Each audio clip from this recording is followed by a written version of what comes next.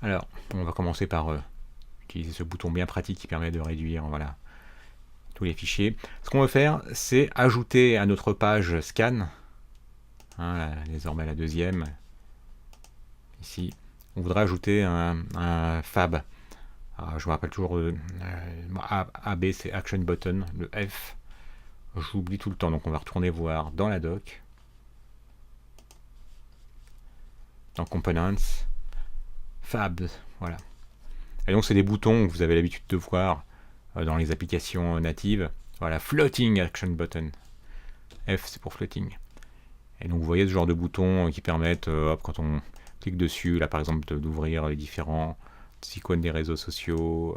Ici ça nous les ouvrirait sur le côté, là sur le côté droit, là vers le bas. Bon, ces Floating Action Button sont très pratiques et donc sont très faciles à installer. Hein. De nouveau la doc vous permet de le faire, hein. Vous pouvez vous en inspirer largement. Alors celui qui va nous intéresser, on voudrait avoir un bouton en bas à droite, donc ce sera un ion-fab auquel on ajoutera les attributs bottom et right pour qu'il se retrouve en bas à droite. Donc allons dans la page de scanner, donc dans src, pages, scan, et dans scan.html, et donc c'est dans ion content, hein, puisque ici c'est la partie dédiée au header, ici c'est la partie vraiment dans laquelle on met le contenu, hein, d'où son nom ion-content. Et bien nous allons ajouter un ion fab, donc pour floating action button, et on voudra qu'il apparaisse en bas, donc bottom, et à droite, right. Donc là de nouveau, si vous avez un trou de mémoire, allez sur la doc. Et dans ce qu'on veut faire, qu'est-ce qu'on a envie qu'il y ait comme bouton?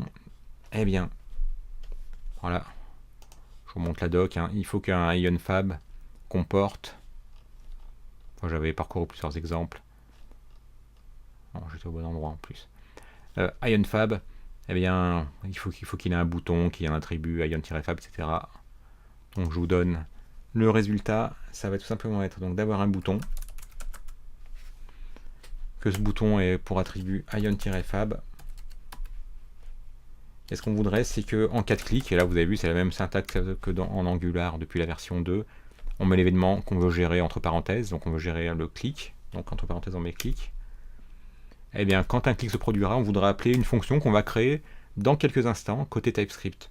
Bon, on sait qu'on va l'appeler scan barcode. Moi, je le sais parce que j'ai déjà créé cette application pendant la préparation de ce cours, mais vous pourriez l'appeler comme vous voudrez. Bon, il se trouve que ce nom-là est très descriptif. Voilà pour notre bouton. Et on aimerait également qu'il ait une icône. Parce que pour l'instant, si on regarde ce que ça a donné, hein, on voit dans la page de scan, on voit ce bouton, hein, un peu vide. Nous, ce qu'on aimerait, c'est que comme c'est le cas chez eux, voilà, qu'il y ait une icône dedans. Et bien ça, c'est très facile à faire. Il suffit d'ajouter une ion icon. Ça, c'est également, donc au lieu de mettre un texte, au lieu de mettre du texte ici, eh bien à cet endroit-là, bon, je vais me mettre sur une autre ligne, on va ajouter une ion icon. Et là, il suffit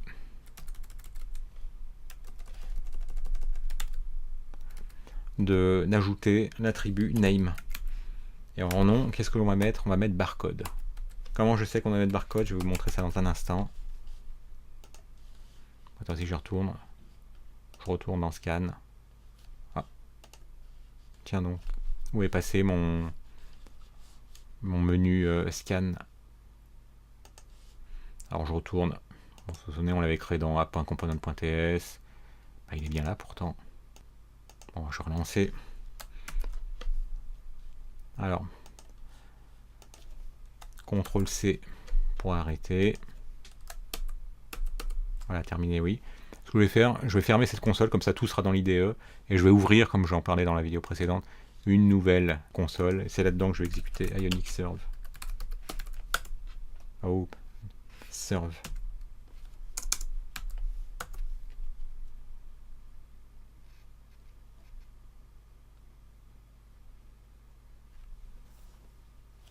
Voilà, bon, je vais refermer cette version-ci. F12 pour faire apparaître les outils de développement. Voilà. Par contre, dans la page scan, maintenant vous avez vu, on a cette icône-ci. Alors, on a cette icône Et oui, il se passe parfois des choses bizarres, on est obligé de relancer le serveur. Alors,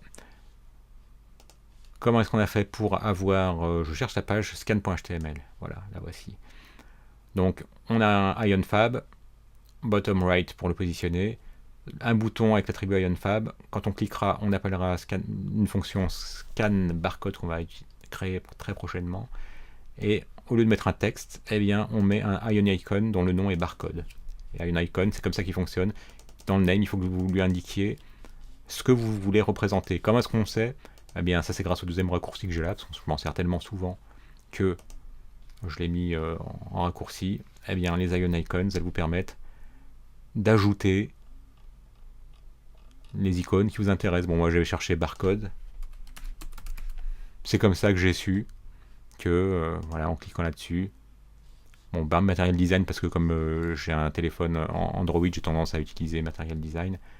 Eh bien, c'est comme ça que j'ai su qu'il suffisait que je mette en name barcode. Voilà, donc c'est pas de la magie, simplement, de nouveau, le recours à la doc, cette fois-ci à la doc propre à IonIcons. Vous remarquerez qu'il y a beaucoup de choses. Hein. Si à un moment vous avez envie de figurer un réveil, à un moment là on le voit, les icônes propres à iOS, celles propres à iOS Outline, celles propres à Material Design. Eh bien, voilà, si j'avais envie d'avoir un réveil, je mettrais en name alarme. On va le faire, hein, même si on reviendra sur notre barcode. Ça a plus de sens pour notre application. Si je mets alarme et que je reviens ici, je retourne dans la page, ben vous avez vu, maintenant j'ai un réveil. Bon, on va remettre ce qu'il y avait avant, c'est-à-dire un icône barcode. Voilà. Et donc maintenant, si je clique, ben, il y aura une erreur parce qu'on n'a pas encore créé la fonction, cette fonction qui va être appelée scan barcode. On va la créer dans la prochaine vidéo. Mais voilà, je vous montre quand même le fait que c'est normal. Parce qu'il y a cette erreur, parce que la fonction n'existe pas encore. On va la créer dans la prochaine vidéo.